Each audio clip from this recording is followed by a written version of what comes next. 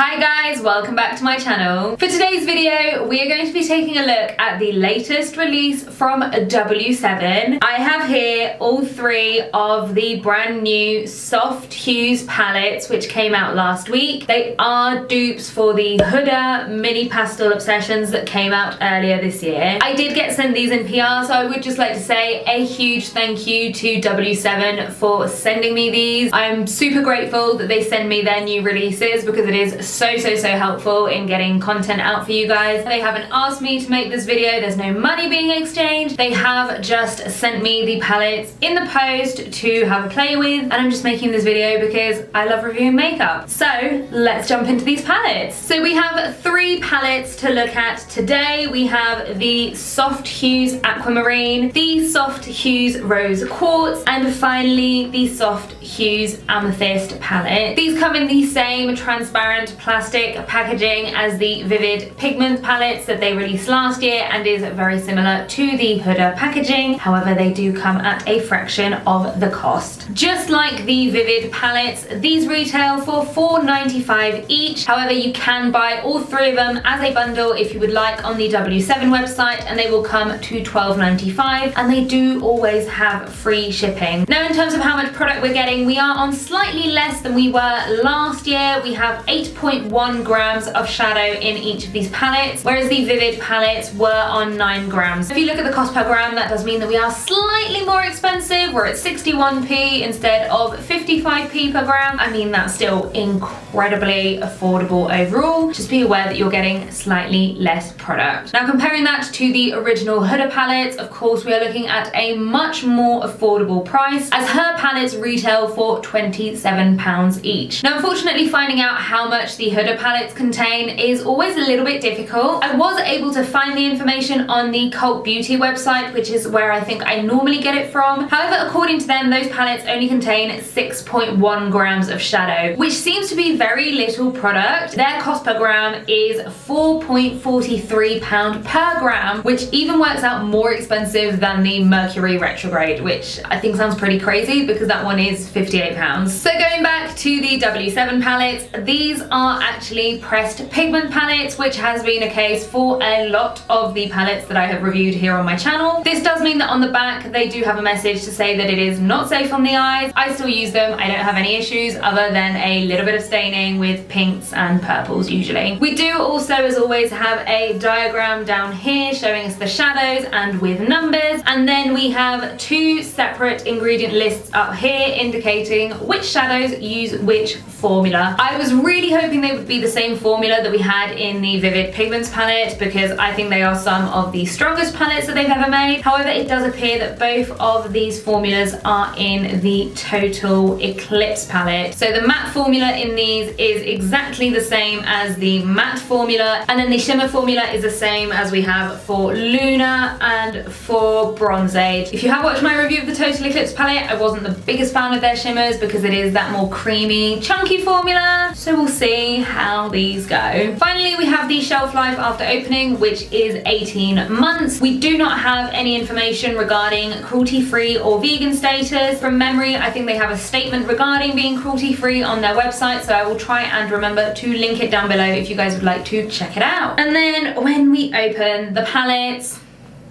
I mean, they're all absolutely gorgeous. Let me grab the pink one. I have to say that when Huda released her original palettes, I wasn't super interested in them. I thought the neon palettes that she did last year were just a lot more interesting. However, when I received these, I thought they looked absolutely amazing. The metallics, shimmers, whatever you want to call them, they look super sparkly, particularly the aquamarine one. You can see I've already stuck my grubby little fingers in there. There was something about the sparkle that just made me really excited about these, and had I not been sent these in PR, I would definitely have purchased them with my own money anyway to review them. $12.95 for 3 eyeshadow palettes. I really don't think you can go wrong with that. I think that's it for the details of the palettes. I don't think there's anything else that I need to cover, so let's jump into the swatches for all three of them. So starting off with the Aquamarine palette, we have a matte, followed by our lightest shimmer. Sorry, I don't know if I've done it slightly on the wrong place in my arm. I feel like it's not picking up that well. Let me move over a bit more. We then have another matte. Then we have our marble shade, which swatches really, really well actually. Then another metallic.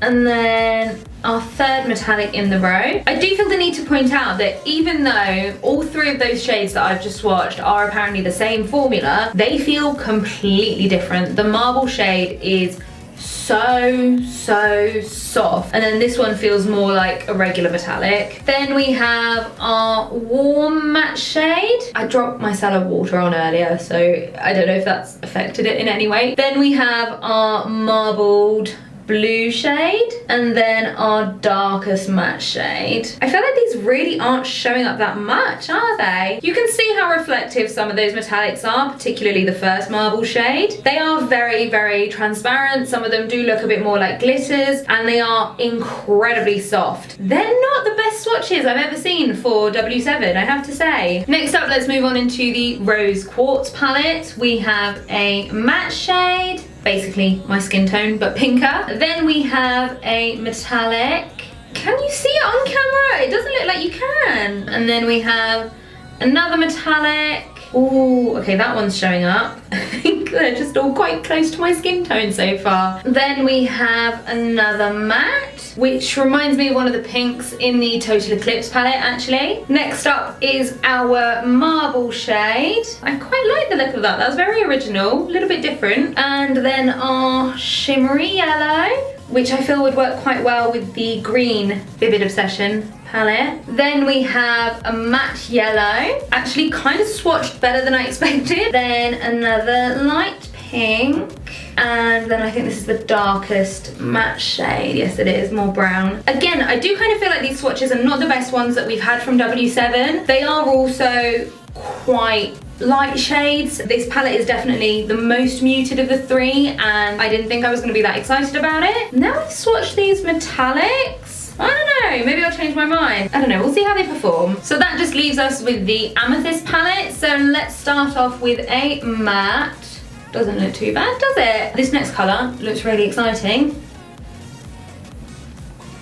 That looks gorgeous. We then also have another kind of iridescent pink. It doesn't look that different from the pink in the pink palette, but I like the look of that middle purple. Then we have another metallic, and that is another gorgeous shade. Then a matte, and then our marble shade, which felt very creamy, almost a bit greasy. I don't know how it's going to perform. Love how it's swatched though. The metallics in this one are swatching really, really well. And then our final row is all mattes. We have our lightest shade here. Can't really see it.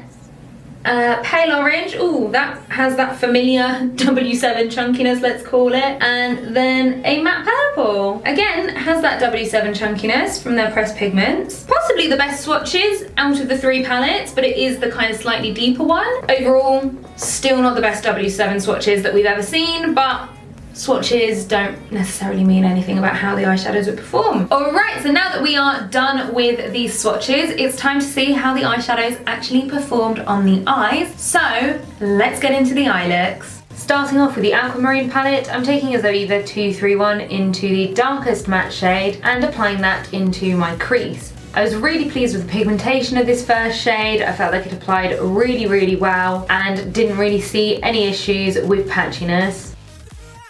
Next, on another clean Zoeva 231, I took the medium turquoise shade and used that to blend my first one out. Again, no issues with this one, the pigmentation was good. The two shades did feel quite similar when they were blended in together, but they worked together very, very well and I had no issues with blending. Next, on a Morphe M453, I went in with the lightest shade and just used that to finish my blend and make sure I gave myself a nice rounded shape around the outer corner of my eye. Again, this one blended out really, really softly, no issues at all. Next up, I just went back into my medium shade with my Zoeva 231 just to deepen that up a little bit. Then same again with a little bit more of my darkest shade to make sure it's high up enough that it won't get lost behind my cut crease. I cut my crease off camera into a half cut crease and then used some of the darkest shade again just to pat into the edge of the cut crease. Then I took a fluffy flat eyeshadow brush and went into the marbled turquoise shade, and as you can see I got no colour payoff at all. So instead I went in with my finger and immediately got better results. The issue that I did have with that is that it picked up a lot more product, and as you can see it was quite chunky, so a chunk actually did get stuck into the P. Louise base. So I did try and use the brush to try and blend it out, but overall it did remain quite chunky. Next up I took a smaller flat eyeshadow brush into the same shade just to make sure I got it right into the edges of the cut crease. Next up I took my other flat eyeshadow brush again, the more fluffy one, and went into the second marble shade, and again as you can see there was nothing on the lid, so I just went straight in with my finger. It's a really nice, more icy shade, very pretty, but pretty chunky again. I again used the smaller flat brush just to get right up into the edge of the cut crease, which otherwise is a little bit difficult when using your fingers. Then using my little finger I went into the central shade and used that one on the front of the cut crease. Again I went into that smaller brush to get right into the edge of the cut crease. Then I went back in between the three shades to make sure I could blend them in together. I just had to dig in so much as the shades were really creamy, and it did give me some really chunky texture on the eye. I primed my under eye using the P. Louise base, and this time I went into the peachy shade in the bottom left hand corner using another Zoeva 231 and just applied that all along my lower lash line. I then went back into my Morphe M433 just to blend the turquoise shades in with the peachy colour. Next up, taking another flat brush, I went into the peachy shimmery shade. I found that this one was much less creamy than the other ones. The creamiest was definitely the marble shade. As I wasn't getting a lot of payoff with it, I did take my Collection Primed and Ready spray to wet the brush. However, as the shades are so creamy and so chunky, I didn't really feel that a wet brush worked much better. I felt like using my finger was the best option for them. Then I used another small flat brush to go into the lightest shimmery shade to pop on my brow bone. For my waterline, I used the LA Girl Shockwave Neon Liner in the shade Fresh. I also went in with the Sheen Cosmetics Epic Pastel Liner in the shade Peach Puff just to line the top of my cut crease. Next up, I used my Collection Extreme 24-Hour Felt Tip Liner to trace out my liner and a wing, which I then went over with my Inglot Gel Liner in black just to darken it and sharpen it up. I went ahead and did my base, brows and lashes off camera, and for my highlighter I went in with the Revolution Highlighter Reloaded in Set the Tone, as it's super glowy and super icy, so I felt like it would really complement this look. Then for blush, I went into my Makeup Obsession Pinky Promise palette and used the shades Secret and Whisper mixed in together. I lined my lips using my Collection Lip Definer in the shade Pink.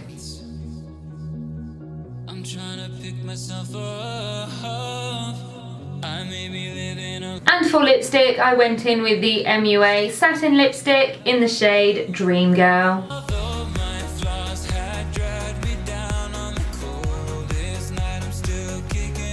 And that's it for the first look.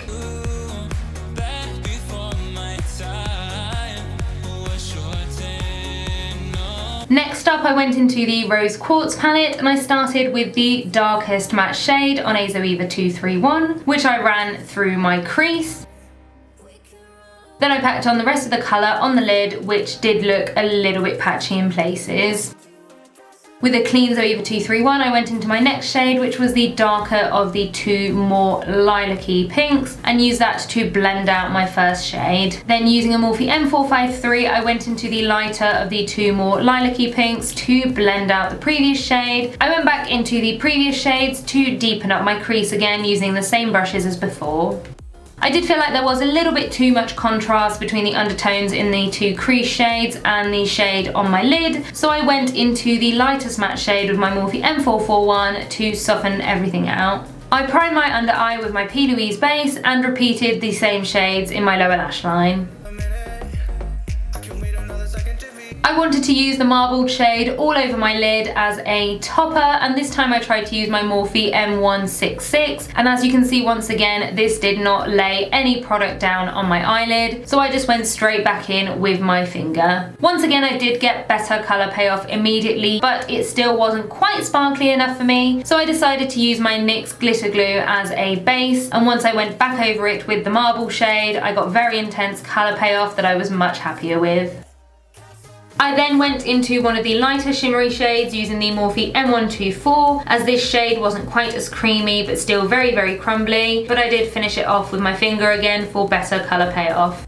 I also added some of the NYX glitter glue to my lower lash line so that I could add some more of the marble shade, and this time I used a brush for a little bit more precision. Then I took some of the lighter shade on a flat e.l.f. brush, which again didn't pick up very well as the shade was very, very chunky, but I just wanted to apply a little bit to my brow bone for a little bit of extra sparkle.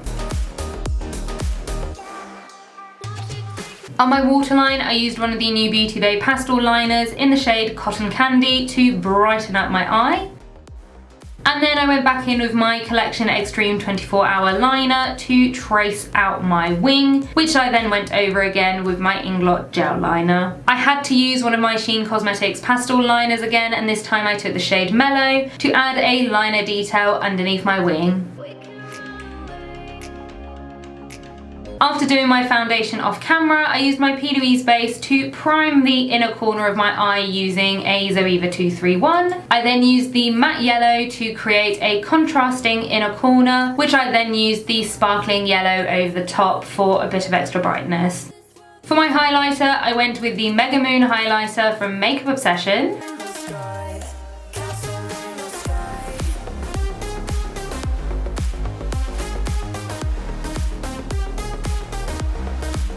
And for blush, I went with Dolce Pink from Milani. I lined my lips using another Cotton Candy liner, this time from Bourjois. And for my lipstick, I went with the Revolution Pro New Neutral Lipstick in Stripped before finishing off my makeup with the Revolution Glass Shimmer Fix Spray. And that's it for the second look.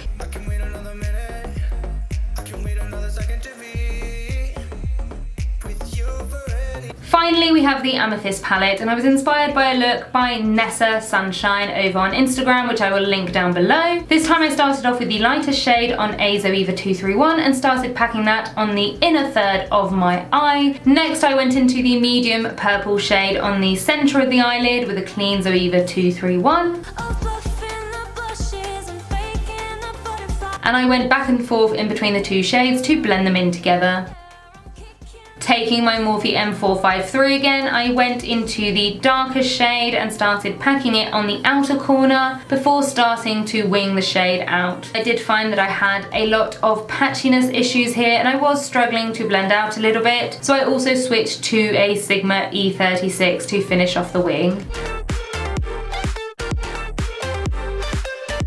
For the shimmers, I went straight into the NYX glitter glue this time. I gave up on trying to do a cut crease, and I started off by taking the lightest shade on a small flat eyeshadow brush, which seemed to pick up fairly well, but again was very, very chunky. Then on the centre of the lid, I went into the marbled shade, which you can see I have already made a serious dent into. I didn't even attempt to use a brush this time, I just went straight in with my finger, and it packed really well over the top of the NYX glitter glue. I primed my under eye with my P. Louise base and used my Morphe M138 to pack on the darker of the two peachy shades, and I used my Morphe M453 to blend the purple and the peach in together. Then I blended it out with the lighter of the two peachy shades on a Zoeva 231 and also brought it back into the front of my eye. I added some more of the NYX glitter glue on my inner corner on top of the peach and went into the orange shimmer with the same Morphe brush.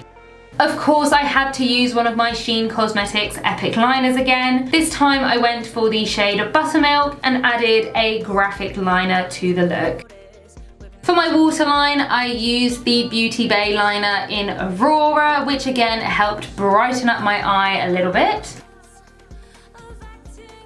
For my highlighter, I decided to go for the MUA highlighter in the shade Peach Diamond.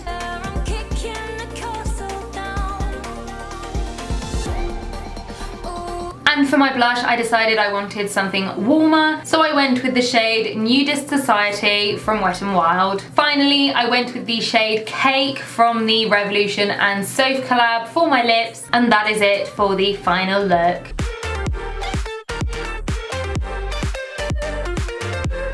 Alright guys, that is it for our 3 looks. I hope you enjoyed all of them. Make sure you let me know in the comments which one your favourite was. I feel like I liked each one of them for different reasons. So we should probably get into my final thoughts on these palettes. I feel like I kind of need to separate the mattes and the shimmers in this video. I feel like they need their own discussion. Let's start off by talking about the mattes, because I have to say I was pleasantly surprised by them. When I realised that these use the same formula as the mattes in the Total Eclipse palette, I was a little bit worried because I didn't necessarily think that they blended out that well. I was really worried that these palettes were just going to be a complete fail. While they're not going to be my favourite mattes from W7, they definitely did a lot better than I expected. The ones that I enjoyed the most were the ones in the Aquamarine palette. When I laid down that first turquoise, I was really pleased and impressed with that pigmentation, and I found that they blended really well into each other. With these two, I did find that they blended in together again really nicely, but I did try packing on as well to see how that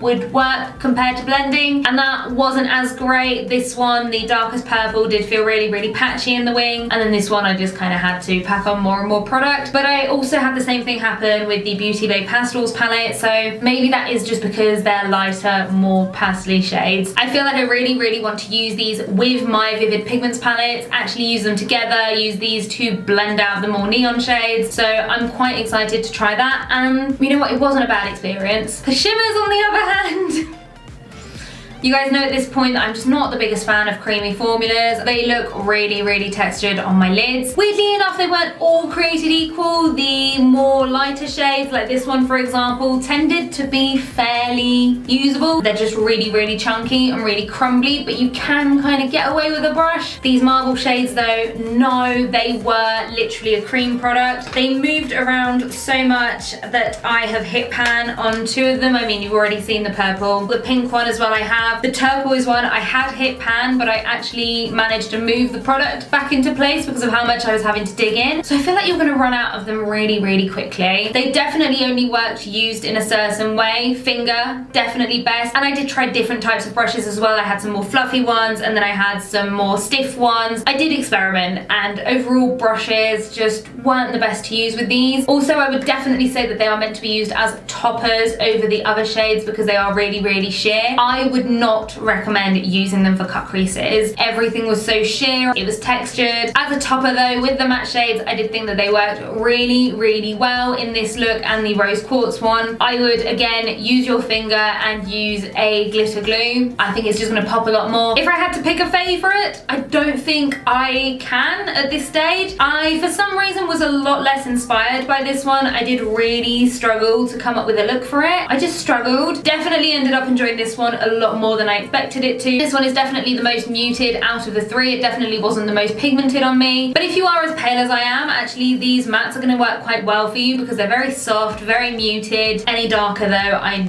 don't know how much this is going to show up on you. This one, I did really like the mattes. Not super fussed about the shimmers, but then it is the only one where I haven't tried them as toppers. But the mattes I really liked. I want to use them again. So overall, this one is definitely a bit of a mixed bag. It's definitely not my favourite release from W7. However, considering the formula that they used, I think I am more impressed with it than I thought I would be. I think that if you really want dupes for the Huda palettes, because you can't justify those ones, they are there, they are an option for you, and the mattes perform fairly well. It's that cream formula that just doesn't really do it for me. It was a lot of work, it was a lot of trial and error. I just feel like I won't be dipping into that formula as much. I could take it or leave it. So that is it for today's video, guys. I hope, as always, that you liked it. If you did, make sure you give this video a big thumbs up. Leave me a comment letting me know what you thought of it. Definitely let me know if you're planning on getting these palettes, or if you have already picked them up, what do you think of them? And of course, if you haven't already, hit that subscribe button and that notification bell so you don't miss out on my next video. And I'll see you all on the next one.